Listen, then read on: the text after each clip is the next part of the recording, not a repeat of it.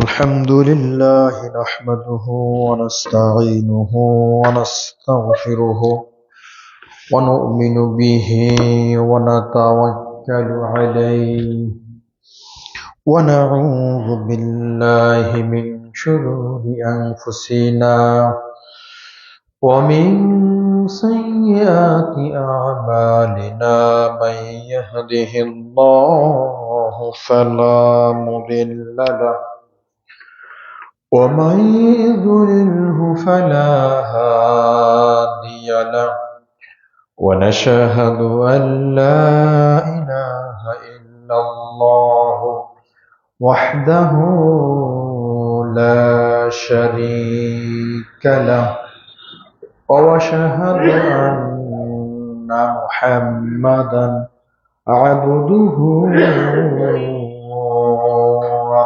ورسوله أرسله بالحق بشيرا ونذيرا وداعيا إلى الله بإذنه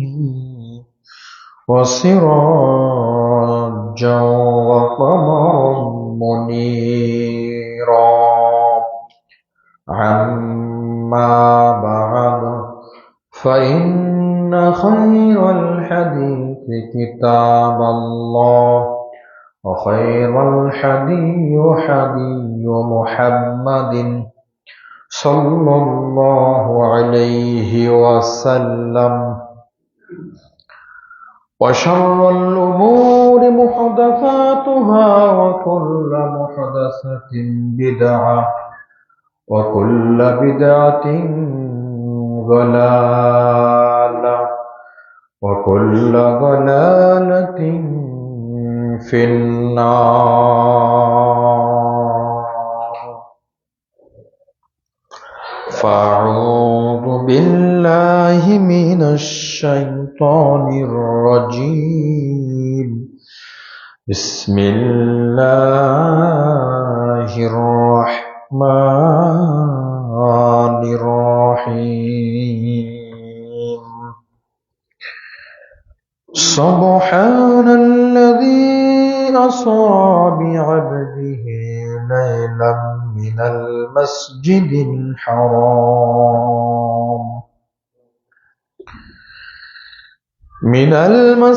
الحرام إلى المسجد الأقصى الذي باركنا حوله لنريه من آياتنا إنه هو السميع البصير. وقال الله تعالى في موضع آخر بسم الله الرحمن الرحيم وقرنا في بيوتكن ولا تبرجن تبرج الجاهليات الأولى إلى الآخر الآية. عن عصامة بن زيد قال قال رسول الله صلى الله عليه وسلم ما تركت بعدي فتنة أضر على الرجال من النساء رواه البخاري.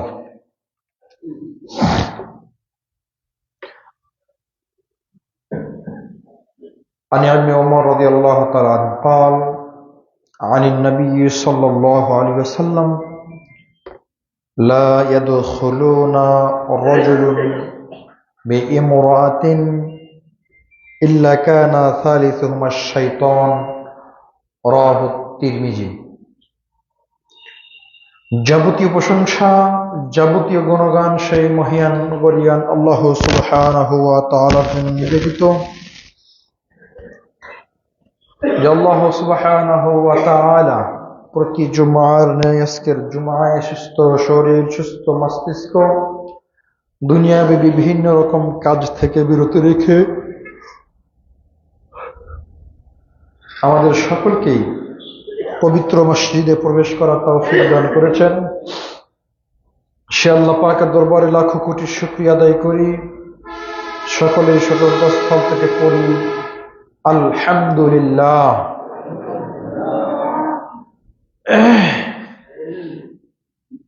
অতঃপর দরুদ ও সালাম বর্ষিত হোক সাইয়্যিদুল মুরসালিন খাতামান নবিয়্যিন রাহমাতুল লিল আলামিন, বিশ্ব মানবতার মুক্তির দূত, সর্বযুগের সর্বকালের সর্বশ্রেষ্ঠ মহামানব, আপনার আমার প্রিয় নবী কলিজার টুকরা জনাব মুহাম্মদুর রাসূলুল্লাহ সাল্লাল্লাহু আলাইহি ওয়াসাল্লাম, যে নবীর আদর্শকে প্রতিষ্ঠা করাই আমাদের মূল লক্ষ্য ও উদ্দেশ্য,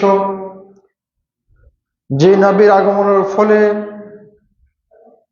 দুনিয়া থেকে বিদায় হয়েছিল জুলুম, অত্যাচার, ব্যভিচার, অন্ধকারের যুগ, সেই নবীর উপর সংক্ষিপ্ত আকারে দরুদ পাঠ করি, সকলে মুহাব্বতের সাথে পড়ি সাল্লাল্লাহু আলাইহি ওয়াসাল্লাম। সম্মানিত উপস্থিতি, সংক্ষিপ্ত খুতবার আলোচনার বিষয় জান্নাতে যাবে না কারা, পর্ব 15। আজকের আলোচনার শিরোনাম বেপরদা নারী, পর্ব 2। উল্লেখিত বিষয়ের উপরে তথ্যবহল প্রামাণ্য আলোচনা পেশ করার চেষ্টা করব ইনশাআল্লাহুল আজিজ। সম্মানিত উপস্থিতি, দীর্ঘ 15টি জুমা থেকে আমরা ধারাবাহিকভাবে আলোচনা পেশ করছিলাম মুসলমান হওয়ার পরেও যারা জান্নাতে যেতে পাবে না, নামাজ, রোজা, হজ, জাকাত, সিয়াম সাধনা পালন করার পরেও যাদের জন্য জাহান্নামকে হারাম করা হয়েছে, যারা জাহান্নামে প্রবেশ করবে না, তারই ধারাবাহিকতায় আমরা গত আলোচনায় খুতবা পেশ করেছিলাম যারা বেপরদা নারী জাহান্নামে যাবে, তাদের জন্য জান্নাত হবে না। সাথে সাথে এও বলেছিলাম যে এই বেপরদা নারীর যে অভিভাবক, অর্থাৎ যে পরিবারে এটার সুযোগ করে দিয়েছে, এই অভিভাবকও জাহান্নামে প্রবেশ করবে, তার জন্য জান্নাত হবে না। আলোচনা পেশ করতে গিয়ে আমরা সর্বশেষ একটি হাদিস স্থাপন করছিলাম, তিরমিজির 1173 বর্ণিত হয়েছে। ইবনে মাসউদ রাদিয়াল্লাহু তাআলা আনহু বলেন, রাসূল সাল্লাল্লাহু আলাইহি ওয়াসাল্লাম বলেছেন, নারী হচ্ছে গোপন বস্তু। নারী হচ্ছে গোপন বস্তু, যেটাকে লুকিয়ে রাখতে হয়, যেটাকে ঢেকে রাখতে হয়, যেটা মানুষের সামনে প্রদর্শন করা যায় না। রাসূল সাল্লাল্লাহু আলাইহি সাল্লাম বলছেন, নারী যখন রাস্তায় বের হয়, পর্দা ছেড়ে দিয়ে রাস্তাঘাটে চলাফেরা করে, তখন শয়তান তাকে নগ্নতার প্রতি উদ্বুদ্ধ করে। শয়তান তার অন্তরে ধোঁকা দেয় হেলে দুলে চলার জন্য। শয়তান তার অন্তরে ধোঁকা দেয় পুরুষদেরকে আকৃষ্ট করার জন্য। শয়তান তার অন্তরে ধোঁকা দেয় যুবকদেরকে নিজের প্রতি আকৃষ্ট করে তাদেরকে পাপী বানানোর জন্য। এজন্য রাসূল সাল্লাল্লাহু আলাইহি সাল্লাম বলছেন, নারী হচ্ছে ঢেকে রাখার বস্তু, নারী হচ্ছে গোপন বস্তু, নারী সবসময় নিজেকে ঢেকে রাখবে। সম্মানিত উপস্থিতি, তিরমিজি 1172 নম্বরে হাদিসে বর্ণিত হয়েছে, জাবের ইবনে আব্দুল্লাহ রাদিয়াল্লাহু তাআলা আনহু বলেন, রাসূল সাল্লাল্লাহু আলাইহি ওয়াসাল্লাম বলছেন, তোমরা ওই সমস্ত মহিলার নিকটবর্তী হয়েও না, তোমরা ওই সমস্ত মহিলার কাছে যেও না, তোমরা ওই সমস্ত মহিলার নিকটে গমন করো না যাদের স্বামী বিদেশে থাকে, যাদের স্বামী প্রবাসে থাকে, যাদের স্বামী বাড়ি থেকে দূরে অবস্থান করে, চাকরির ক্ষেত্রে, বিভিন্ন কাজের ক্ষেত্রে, ব্যবসা বাণিজ্যের ক্ষেত্রে আল্লাহ নবী সাল্লাল্লাহু আলাইহি সাল্লাম ওই সমস্ত নারী থেকে দুনিয়ার মানুষকে বেঁচে থাকতে বলছেন, দূরত্ব বজায় রাখতে বলছেন। তার কারণ হলো রাসূল সাল্লাল্লাহু আলাইহি সাল্লাম বলেন, শয়তান এমন শত্রু যা মানুষের শিরায় প্রবেশ করতে পারে, মানুষের শিরায় গিয়ে মানুষকে ধোঁকা দেয়, ও নারীকেও ধোঁকা দেয়, ও পুরুষকেও ধোঁকা দেয়। একজন পুরুষ যখন প্রবাসে চলে যায়, একজন পুরুষ যখন স্ত্রীকে রেখে দূরে কোথাও অবস্থান করে, তখন শয়তান তার স্ত্রীর মনে তার প্রবৃত্তিকে জাগিয়ে দেয়, তার যৌন আকাঙ্ক্ষাকে জাগিয়ে দেয়। যখন কোনো পুরুষ তার নিকটে গমন করে একবার, দুইবার, তিনবার, আস্তে আস্তে তারা অন্যায় অপরাধে পরকীয়ায় জড়িয়ে পড়ে। এজন্য রাসূল মুহাম্মদ সাল্লাল্লাহু আলাইহি সাল্লাম বলছেন, যখন নারীকে রেখে স্বামী বিদেশে যাবে, প্রবাসে যাবে, দূরে অবস্থান করবে, তখন তোমরা এই নারী থেকে বেঁচে থাকো, এই নারীর নিকটে তোমরা গমন করো না। তিরমিজি 1171 বর্ণিত হয়েছে, ওমর রাদিয়াল্লাহু তাআলা আনহু বলছেন, আর রাসূল সাল্লাল্লাহু আলাইহি ওয়াসাল্লাম বলছেন, লা ইয়াদখুলুনা রাজুলুন বিইমরাতিন, ওই মহিলা জান্নাতে প্রবেশ করছে না, জান্নাতে প্রবেশ করবে না যে নারী, যেই মহিলা একান্তে কোনো পুরুষের সাথে সাক্ষাৎ করে, পুরুষের সাথে মিলিত হয়, ইল্লা কানা সালিসুহুমা শাইতান। রাসূল সাল্লাল্লাহু আলাইহি সাল্লাম বলছেন, যখন তারা একান্তে মিলিত হয়, দুইজন বেগানা পুরুষ বেগানা নারী একসাথে হয়, একসাথে গল্পগুজবে লিপ্ত হয়, তৃতীয় জন একজন সেখানে উপস্থিত থাকেন, তার নাম হচ্ছে শয়তান। শয়তান এসে তাদের দুইজনের অন্তরে কুমন্ত্রণা জাগিয়ে দেয়, শয়তান তাদের অন্তরে কুবাসনা জাগিয়ে দেয়, যার ফলে তারা এক পর্যায়ে পাপে লিপ্ত হয়ে পড়ে, জেনা ব্যভিচারে লিপ্ত হয়ে পড়ে। এজন্য রাসূল সাল্লাল্লাহু আলাইহি সাল্লাম বলছেন, লা ইয়াদখুলুনা রাজুলুন বিইমরাতিন, কোন পুরুষ যেন কোন নারীর নিকটে একান্তে গোপন কোন জায়গায়, অন্ধকারে গোপন কোন ঘরে একসাথে প্রবেশ না করে, একসাথে মিলিত না হয়। যখন সে মিলিত হবে, তখন তৃতীয় পক্ষ হিসাবে শয়তান তাদের অন্তরে কুমন্ত্রণা দিবে। সহিহ বুখারী 304 বর্ণিত হয়েছে, রাসূল সাল্লাল্লাহু আলাইহি ওয়াসাল্লাম বলছেন, ও নারী জাতি, আমি দেখিনি এমন কোন জাতি, ও নারী জাতি, আমি দেখিনি এমন কোন জাতি যে বুদ্ধিমানের বুদ্ধিকে নষ্ট করতে পারে। ও নারী জাতি, আমি দেখিনি এমন কোন জাতি যারা পুরুষের বুদ্ধিকে নষ্ট করতে পারে, বুদ্ধিমানের বুদ্ধিকে ধ্বংস করতে পারে। তোমরাই সেই জাতি যা পুরুষের ব্রেন, পুরুষের মেধা, পুরুষের বুদ্ধি বিবেককে বিকৃতি করে তাদেরকে পাপের সাথে জড়িয়ে ফেলতে পারো।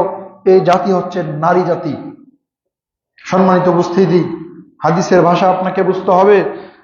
পুরুষ যত শক্তিশালী হোক না কেন, তার ঈমান যত পাওয়ারফুল হোক না কেন, পুরুষ যত বুদ্ধিমানই হোক না কেন, যখন কোনো সুন্দরী নারী তার নিকটে গমন করে, আর নারী যখন তাকে কুমন্ত্রণার ছলে অন্যায় কাজের ইঙ্গিত প্রদান করে, তখন মানুষের ঈমান ধ্বংস হয়ে যায়, তখন ঈমান আর কাজ করে না। হাজী সাহেবের ঈমান তখন কাজ করে না, হুজুরের ঈমান তখন কাজ করে না, মুত্তাকি পরেজগার মানুষের ঈমান তখন আস্তে আস্তে ধ্বংস হতে থাকে। এজন্য রাসূল সাল্লাল্লাহু আলাইহি সাল্লাম বলছেন, যখন কোন নারী তোমার নিকট গমন করবে, আর তখন তুমি যদি বলতে পারো ইন্নী আখাফুল্লাহ, আমি আল্লাহকে ভয় করি, আর আল্লাহকে ভয় করে ঈমানকে টিকিয়ে রেখে সেখান থেকে প্রস্থান করতে পারো, কিয়ামতের মাঠে আল্লাহ সুবহানাহু ওয়া তাআলা আরশের ছায়ানিতে স্থান দান করবেন। সম্মানিত মুসলিম, খুব কঠিন ব্যাপার, খুব কঠিন ব্যাপার। সুন্দরী নারী, একদম সম্ভ্রান্ত পরিবারের নারী যখন আপনার নিকটে সে কুপ্রস্তাব দিবে, তখন ঈমান এমনিতে দুর্বল হয়ে যাবে। এজন্য রাসূল সাল্লাল্লাহু আলাইহি ওয়াসাল্লাম নারীদেরকে ডেকে বলছেন, ও নারী জাতি, আমি দেখিনি এমন কোন জাতি যারা বুদ্ধিমানের বুদ্ধিকে নষ্ট করতে পারে, তোমরা এমন জাতি যারা বুদ্ধিমানের বুদ্ধিকে নিমিষেই ধ্বংস করে দিতে পারো। খুব সাবধান থাকতে হবে, খুব সাবধান। নারীর সাথে কথা বলতে হবে খুব সাবধানে, নারী থেকে দূরে থাকতে হবে। রাসূল সাল্লাল্লাহু আলাইহি সাল্লাম বলছেন যে দুনিয়া এবং নারী থেকে বেঁচে থাকতে হবে, এটা পুরুষের ঈমানি দায়িত্ব। মহান আল্লাহ বলেন, সূরা ইউসুফ খুলুন, 12 নম্বর সূরার 18 নম্বরে বর্ণিত হয়েছে। মহান আল্লাহ তাআলা বলছে, ইন্না কাইদাকুন্না আযীম, নিশ্চয়ই নারীর চক্রান্ত খুব শক্তিশালী। নিশ্চয়ই নারীর চক্রান্ত খুব শক্তিশালী।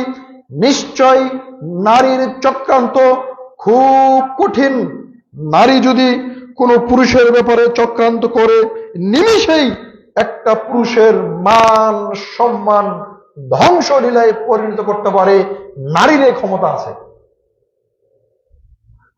আপনি রাস্তা দিয়ে হেঁটে যাচ্ছেন, রাত 10টা বাজে 11টা বাজে, রাস্তা দিয়ে হেঁটে যাচ্ছেন, হঠাৎ একটা নারী বাড়ি থেকে বের হয়ে চিৎকার চেঁচামেচি শুরু করলো যে অমুক আমার ইজ্জত নষ্ট করার চেষ্টা করেছে। চেঁচামেচি শুনে মানুষ যখন উপস্থিত হবে, দেখবেন পুরুষের কথা আর কাজ হবে না, মুহূর্তেই পরিবেশ উল্টে যাবে, পুরুষের কোনো সাক্ষ্য গ্রহণ করা হবে না, নারী যা বলবে সেটাই শুনি।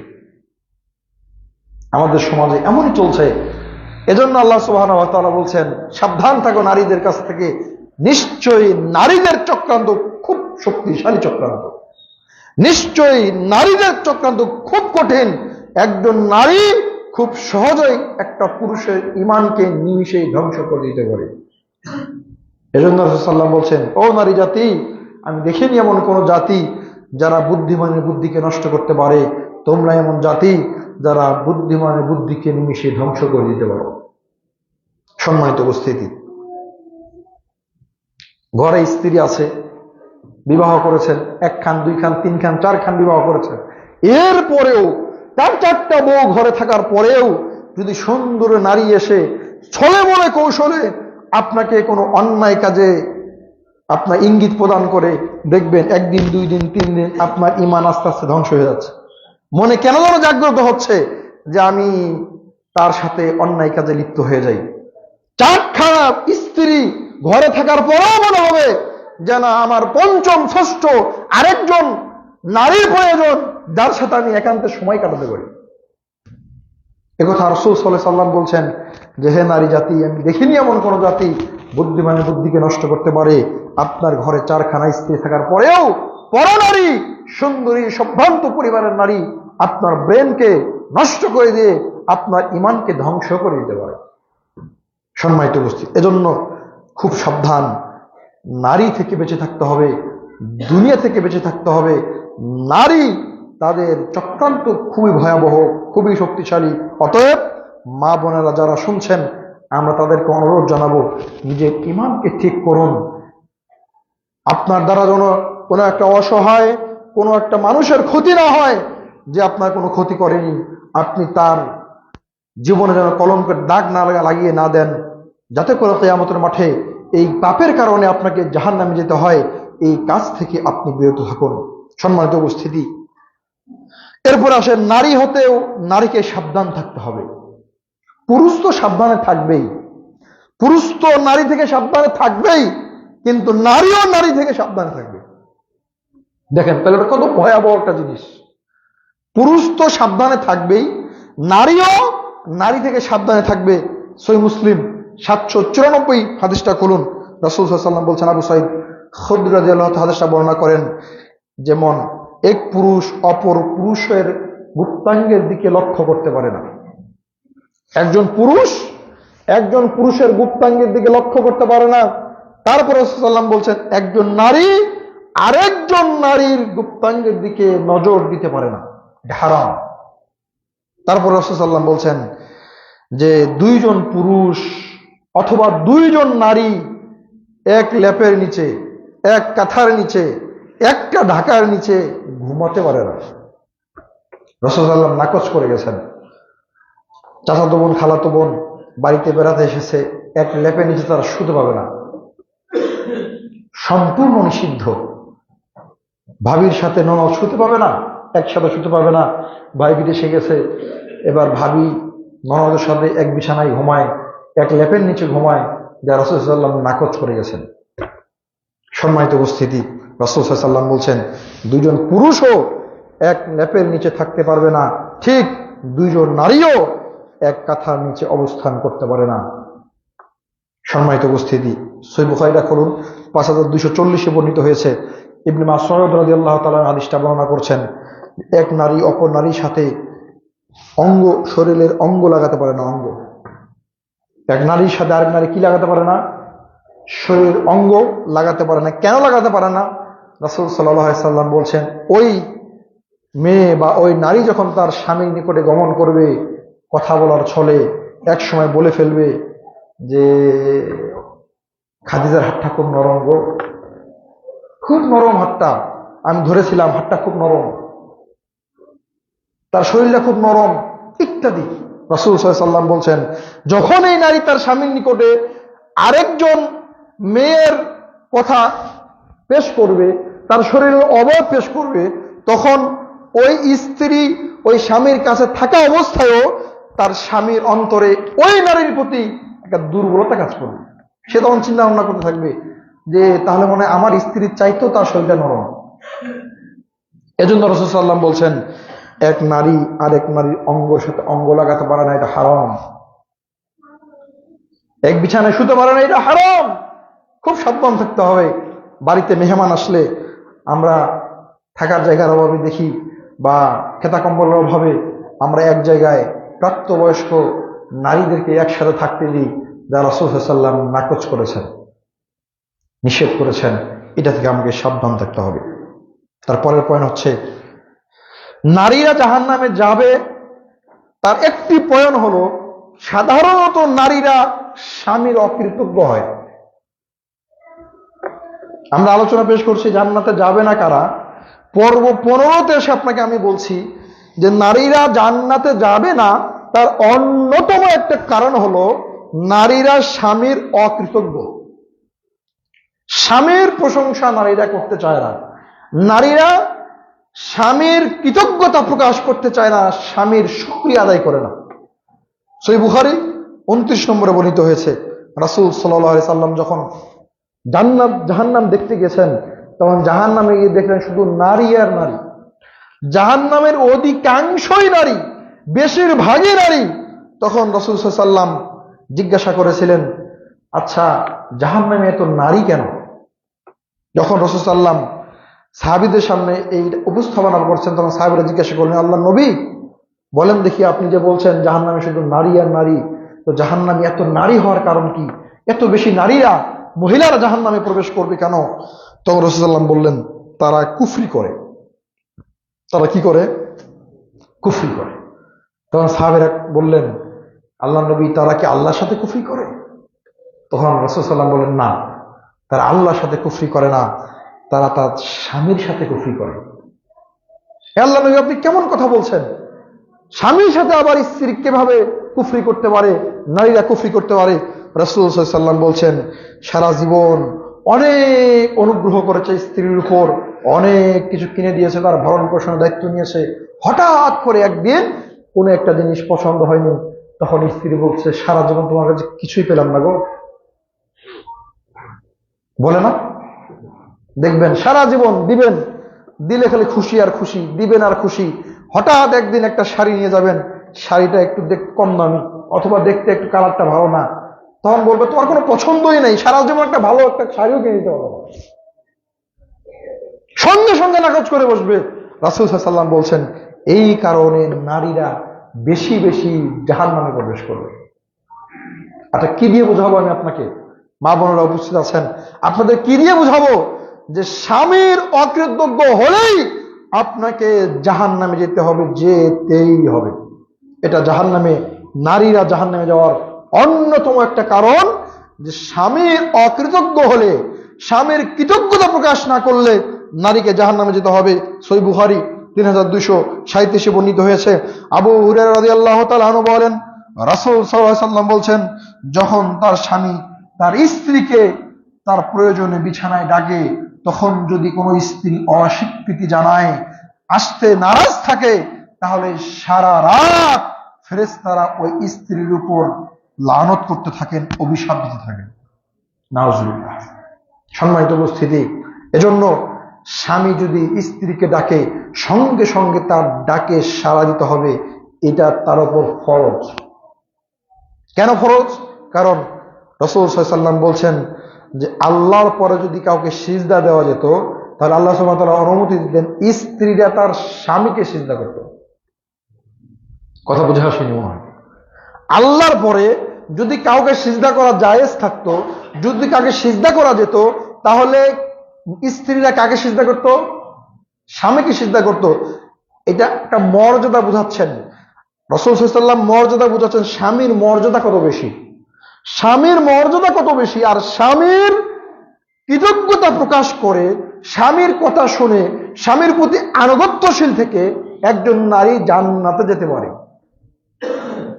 নামাজ, রোজা, হজ, যাকাত, সিয়াম, সাধনা সব হয়েছে, কিন্তু স্বামীর অকৃতজ্ঞ, স্বামীর কথা শোনে না, স্বামীর সাথে ঝগড়া বিবাদে লিপ্ত হয়, স্বামীর সাথে অন্যায় আচরণ লিপ্ত হয়, স্বামীর সাথে উঁচু আওয়াজে কথাবার্তা বলে, এই সমস্ত নারী নামাজ, রোজা, হজ, যাকাত করেও জান্নাতে যাবে না, একথা মুহাম্মদ সাল্লাল্লাহু আলাইহি ওয়াসাল্লাম বলেন।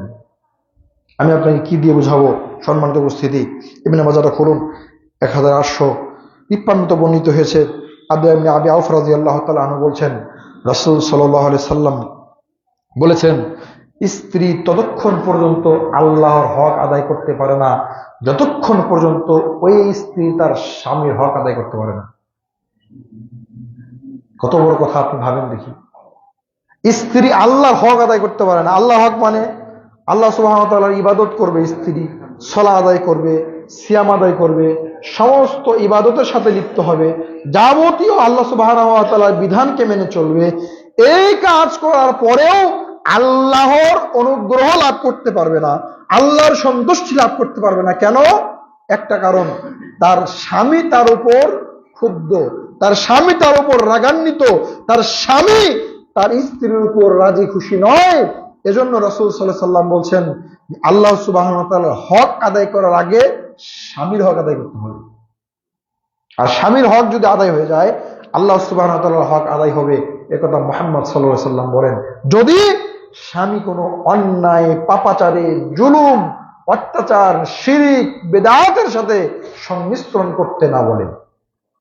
এখন স্বামী যদি স্ত্রীকে বলে যে এই যে একটা তাবিজ এনেছি, তাবিজটা গলায় ঝুলিয়ে দাও, স্ত্রী যদি এটাকে প্রত্যাখ্যান করে, তাহলে স্বামীর অমান্য করা হবে না, কারণ এটা আল্লাহর সাথে শিরিক। আল্লাহর সাথে শিরিক কোন মানুষের কারণে, কোন স্বামীর কারণে কোন স্ত্রী আল্লাহর সাথে শিরিক করতে পারে না। কিন্তু আপনার রাসূল সাল্লাল্লাহু আলাইহি ওয়াসাল্লাম বলছেন যে কোন নারী নফল সিয়াম আদায় করতে পারে না স্বামীর অনুমতি ছাড়া। স্বামী যদি অনুমতি না দেয়, তাহলে নফল সিয়াম আদায় করতে পারে না। ফরজ নয়, নফল সিয়াম স্বামী যদি অনুমতি না দেয়, তাহলে স্ত্রী নফল সিয়াম স্বামীর অনুমতি ছাড়া আদায় করতে পারে না। আপনি ভাবতে পারেন যে একজন স্ত্রী স্বামীর প্রতি মর্যাদা, স্বামীর প্রতি তার হক, স্বামীর প্রতি তার অনুগ্রহ কত বেশি। সম্মানিত উপস্থিতি, সিলসিলা সহিহা খুলুন, 290 বর্ণিত হয়েছে।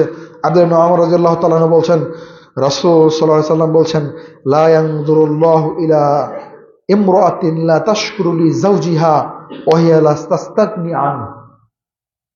খুব গুরুত্বপূর্ণ কথা। রাসূল সাল্লাল্লাহু আলাইহি ওয়াসাল্লাম বলছেন, লা ইয়ানজুরুল্লাহ, আল্লাহ চেয়ে দেখেন না, আল্লাহ নজর দেন না, ইলা ইমরাআতিন, ওই নারীর প্রতি, ওই স্ত্রীর প্রতি আল্লাহ সুবহানাহু ওয়া তাআলা তাকান না, তার প্রতি নজর দেন না। কে?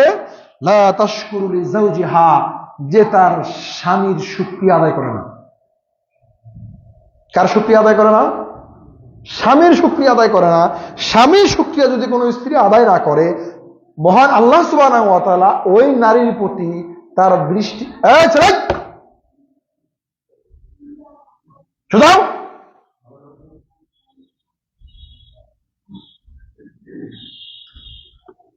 সম্মানিত উপস্থিতি, বলছিলাম আল্লাহ সুবহানাহু ওয়া তাআলা বলছেন, লা ইয়ানজুরুল্লাহ, আল্লাহ সুবহানাহু ওয়া তাআলা দৃষ্টি দেন না। কার প্রতি দৃষ্টি দেন না? ইলা ইমরাতিন, ওই নারীর প্রতি, ওই মহিলার প্রতি, ওই স্ত্রীর প্রতি, লা তাশকুরুল্লাহ লিজাওজিহা, যে তার স্বামীর শুকরিয়া আদায় করে না। আপনি ভাবতে পারেন, স্বামীর শুকরিয়া আদায় না করলে আল্লাহ সুবহানাহু ওয়া তাআলা ওই নারীর প্রতি রহমতের দৃষ্টি দিবেন না, তার দিকে তাকাবেন না। আল্লাহ তাআলা যদি কোনো নারীর প্রতি না তাকায়, তার জন্য আর যাই হোক কখনো জান্নাত আশা করা যায় না। মা বোনদেরকে বলবো, খুব মনোযোগ দিয়ে শুনতে হবে। যদি দুনিয়াতে যা ইতিপূর্বে ভুল হয়ে গেছে, ক্ষমার দ্বার খোলা আছে, আজকেই স্বামীর নিকটে ক্ষমা চাইতে হবে। বাকি জিন্দেগিতে কোনোদিন স্বামীর সাথে কোনো অন্যায়, স্বামীর সাথে কোনো জুলুম, স্বামীর সাথে কোনো খারাপ আচরণ লিপ্ত হওয়া যাবে না। সব সময় স্বামীর প্রতি আনুগত্যশীল থাকতে হবে, কৃতজ্ঞ থাকতে হবে। তাহলে আল্লাহ সুবহানাহু ওয়া তাআলা আপনার দিকে দৃষ্টি প্রদান করবেন। তিরমিজিটা বলুন 1159 বর্ণিত হয়েছে। আবু হুরায়রা রাদিয়াল্লাহু তাআলা আনহু বলছেন, যেটা পূর্বে বলে দিয়েছি, রাসূল সাল্লাল্লাহু আলাইহি সাল্লাম বলছেন যে আল্লাহর পরে যদি কাউকে সিজদা করার অনুমতি দেওয়া হতো, তাহলে স্ত্রীকে বলা হতো যে তুমি তোমার স্বামীকে সিজদা প্রদান করো। এই বলে আল্লাহ সুবহানাহু ওয়া তাআলা আপনাকে স্বামীর মর্যাদা বোঝাচ্ছেন, মুহাম্মদ সাল্লাল্লাহু আলাইহি ওয়াসাল্লাম স্বামীর মর্যাদার গুরুত্ব বোঝাচ্ছেন, কিভাবে আপনি স্বামীর প্রতি আচরণ করবেন, স্বামীর সাথে উঠা বসা করবেন, স্বামীর কথাকে মান্য করবেন। এই একটা দৃষ্টান্ত আল্লাহ সুবহানাহু ওয়া তাআলা আপনার সামনে উপস্থাপন করছেন। সহিহ বুখারী 5195 বর্ণিত হয়েছে। আবু হুরায়রা রাদিয়াল্লাহু তাআলা আনহু বলেন, রাসূল সাল্লাল্লাহু আলাইহি ওয়াসাল্লাম বলছেন, কোন স্ত্রীর জন্য স্বামীর অনুমতি ছাড়া নফল সিয়াম রাখা জায়েজ নাই, যেটা আমি আপনাকে পূর্বেই বলেছি। এর দ্বারাও আল্লাহ সুবহানাহু ওয়া তাআলা মুহাম্মদ সাল্লাল্লাহু আলাইহি ওয়াসাল্লাম আপনাকে গুরুত্ব বোঝাচ্ছেন যে স্বামীর আদেশ মানা, স্বামীর কথা শোনা, স্বামীর প্রতি আনুগত্যশীল থাকা একজন স্ত্রীর উপর কত বেশি দায়িত্ব, কত বেশি গুরুত্ব। সম্মানিত উপস্থিতি, রাসূল সাল্লাল্লাহু আলাইহি ওয়াসাল্লাম বলছেন, স্বামী বাড়িতে নাই স্বামীর অনুমতি ছাড়া, স্বামী বাসায় নাই, স্বামী বাইরে গেছে, স্বামীর অনুমতি ছাড়া কোনো পুরুষ ওই বাড়িতে প্রবেশ করতে পারবে না। স্ত্রী কোনো পুরুষকে ওই দরজা দিয়ে, ওই গেট দিয়ে প্রবেশ করাতে পারবে না। রাসূল সাল্লাল্লাহু আলাইহি ওয়াসাল্লাম নাকচ করেছেন, যদি প্রবেশ করতেই হয় তাহলে স্বামীর কাছে অনুমতি নিয়ে, যেভাবে সম্ভব ফোন করে অনুমতি নিয়ে তারপরে কোনো পুরুষ ওই স্ত্রীর বাড়িতে প্রবেশ করতে পারে, একথা মুহাম্মদ সাল্লাল্লাহু আলাইহি ওয়াসাল্লাম বলেন। তার মানে আপনি বাড়ি থেকে বাজারে এসেছেন বেড়াতে, এমন সময় আপনার একজন বন্ধু আপনাকে খুঁজতে বাড়িতে গেছে, যত মহামূল্যবান বন্ধুই হোক না কেন, আপনার স্ত্রী বলতে পারে না, ভাইয়া আপনার বন্ধু বাজার গেছে, আসেন বাসায় আসেন, চা খান। একথা আপনার স্ত্রী বলতে পারে না। আপনার অনুমতি ব্যতীত আপনার স্ত্রী কোন মানুষকে, পরপুরুষকে বাড়িতে প্রবেশ করতে দিতে পারে না, একথা মুহাম্মদ সাল্লাল্লাহু আলাইহি ওয়াসাল্লাম বলেন। তিরমিজিটা খুলুন 1174 বর্ণিত হয়েছে। মুআয ইবনে জাবাল রাদিয়াল্লাহু তাআলা আনহু বলেন, রাসূল সাল্লাল্লাহু আলাইহি ওয়াসাল্লাম বলেছেন, যখন কোন নারী তার স্বামীকে কষ্ট দেয়, যখন কোন নারী তার স্বামীকে কষ্ট দেয়, তখন জান্নাতে যেই হুর ওই স্বামীর হবে, যে হুর তার স্ত্রী হবে, ওই হুর বলতে থাকে, ও অভাগিনী, তুমি আর তাকে কষ্ট দিও না, আল্লাহ তোমাকে ধ্বংস করুক। এভাবে আল্লাহর নিকট দোয়া করতে থাকে। স্বামী যদি জান্নাতি হয়, স্বামী জান্নাতে যাবে, এই স্বামীর সাথে যদি স্ত্রী ঝগড়ায় লিপ্ত হয়, অকৃতজ্ঞ হয়, অন্যায় ব্যবহার আচরণে লিপ্ত হয়, তখন এই পুরুষের জান্নাতে যাওয়ার পর হুর পাবে না। এই হুর এখন থেকে গজব দিতে থাকে, অভিশাপ দিতে থাকে, ও নারী তুমি ধ্বংস হও, ও অভাগিনী তুমি ধ্বংস হও, তোমার নিকটে অল্প সময়ের জন্য আমার স্বামী থাকবে, সে মারা যাওয়ার পর সে চিরস্থায়ী আমার নিকটে আসবে, অতএব এই অল্প সময়ে তুমি তার অকৃতজ্ঞ হয়েও না। আপনাকে কি দিয়ে বুঝাবো এই কথা? এই বাক্য আপনাকে আমি কি দিয়ে বুঝাবো যে স্বামী আপনার দুনিয়ার অল্প কয়েকদিনের, এখনই চোখটা বন্ধ করলে স্বামী আর স্বামী থাকবে না। কিন্তু এই স্বামীর যে জান্নাতি হুর সে পাবে, সে সাথে সাথে চিরস্থায়ী বসবাস করবে। সে আপনাকে ধ্বংস হওয়ার জন্য দোয়া করে আল্লাহ নিকটে। যদি আপনি স্বামীর সাথে অকৃতজ্ঞ হন, স্বামীর সাথে যদি অন্যায় অপকর্ম খারাপ কাজে লিপ্ত হন, যদি স্বামীর সাথে ঝগড়া বিবাদে লিপ্ত হন, তাহলে চিরস্থায়ীভাবে আপনি ধ্বংস হয়ে যাবেন। আর আপনার জন্য জান্নাতি এই হুররা আপনার জন্য ধ্বংস আল্লাহ নিকট চাবে, আল্লাহ নিকট দোয়া করতে থাকবে। অতএব খুব সাবধান। এরপরের পয়েন্ট হচ্ছে যে কোনো নারী সুগন্ধি ব্যবহার করতে পারে না, সুগন্ধি ব্যবহার করে বাইরে যেতে পারে না, সুগন্ধি ব্যবহার করে মসজিদে আসতে পারে না। বাজার ঘাট তো দূরের কথা, মেলা তো দূরের কথা, বিভিন্ন সমগামে যাওয়া তো দূরের কথা, আল্লাহ নবী সাল্লাল্লাহু আলাইহি ওয়াসাল্লাম মসজিদের কথা বলছেন যে কোনো নারী সুগন্ধ ব্যবহার করে মসজিদে প্রবেশ করতে পারে না। দেখেন কত কঠিন হাদিস, আমি একটু শোনাই একটু। আবু দাউদ 4173 বর্ণিত হয়েছে। আর আবি মুসা রাদিয়াল্লাহু তাআলা আনহু বলছেন, রাসূল সাল্লাল্লাহু আলাইহি ওয়াসাল্লাম বলছেন, কুল্লু আইনুন জানিয়া ওয়া ইন্নাল ইমরাআতা ইযা ইসতাআতাত ফা ইমরাআত বিল মাজলিস ফাহুয়া কাযা ওয়া কাযা ইয়ানি জানি। রাসূল সাল্লাল্লাহু আলাইহি ওয়াসাল্লাম বলছেন, প্রত্যেকটা দৃষ্টি ব্যভিচারী, প্রত্যেকটা দৃষ্টি ব্যভিচারী, কুল্লু আইন জানিয়া, প্রত্যেকটা দৃষ্টি হচ্ছে ব্যভিচারের দৃষ্টি। আর যে নারী সুগন্ধ ব্যবহার করে, মানুষের পাশ দিয়ে চলাচল করে, সে ব্যভিচারিণী মহিলা। কথা মনে বুঝে আসেনি আপনার? একজন নারী, একজন পুরুষ একান্ত মিলিত হয়ে জেনায় ব্যভিচারে লিপ্ত হলে আমরা তাকে বলি জেনাকারিণী মহিলা, বলি না? তো রাসূল সাল্লাল্লাহু আলাইহি ওয়াসাল্লাম বলছেন, কোন নারী যদি শরীরে সুগন্ধি ব্যবহার করে রাস্তা দিয়ে হেঁটে যায়, আর এই সুগন্ধি যদি অন্য কোনো পুরুষের নাকে যায়, তাহলে এই নারী হচ্ছে ওই জেনাকারিণী নারীর মতো। মানে ওই জেনা করে তার যত পাপ, এই সুগন্ধি ব্যবহার করে রাস্তা দিয়ে যাওয়ার কারণে তার সমান পাপ। বুঝাতে পারিনি মনে হয়? দামি দামি পারফিউম কিনে দেবেন স্ত্রীকে, শুধু মেখে রাস্তাঘাটে ঘুরে বেড়াবে। আপনি যেমন দায়ুস হবেন, আপনার জন্য যেমন জাহান্নাম, ঠিক আপনার স্ত্রী এই কাজ করার কারণে সে জানাকারিণী হয়ে জাহান্নামে প্রবেশ করবে, একথা মুহাম্মদ সাল্লাল্লাহু আলাইহি ওয়াসাল্লাম বলেন। পরে হাদিসটা দেখেন, ইবনে মাজাহ 4002 বর্ণিত হয়েছে। আবু হুরায়রা রাদিয়াল্লাহু আনহু বলেন যে রাসূল সাল্লাল্লাহু আলাইহি ওয়াসাল্লাম বলছেন, যে মহিলা সেন্ট ব্যবহার করে, পারফিউম ব্যবহার করে মসজিদে যায়, মসজিদে প্রবেশ করে সালাতের জন্য, খুতবা শ্রবণ করার জন্য, সেই মহিলার গোসল না করা পর্যন্ত তার সালাত কবুল হবে না। নাউজুবিল্লাহ বলবেন না? কথা বুঝাতে পারিনি মনে হয়। আতর চেনেন? আতর, এই আতর ব্যবহার করা কি সুন্নাত না? এই আতর আপনি ব্যবহার করবেন, আপনার জন্য সুন্নাত। আপনার স্ত্রী এই আতর ব্যবহার করে রাস্তাঘাটে তো যেতে পারেই না, আপনার স্ত্রী এই আতর ব্যবহার করে মসজিদে আসতে পারে না। আল্লাহ নবী বলছেন, কোন নারী যদি এই সেন্ট পারফিউম ব্যবহার করে, কোন নারী যদি মসজিদে গমন করে সালাতের জন্য, যতক্ষণ পর্যন্ত সে গোসল না করবে ততক্ষণ পর্যন্ত তার কোনো সালাত কবুল হবে না। এটা মসজিদের ব্যাপার, নামাজ আদায়ের ব্যাপার, সালাতের ব্যাপার।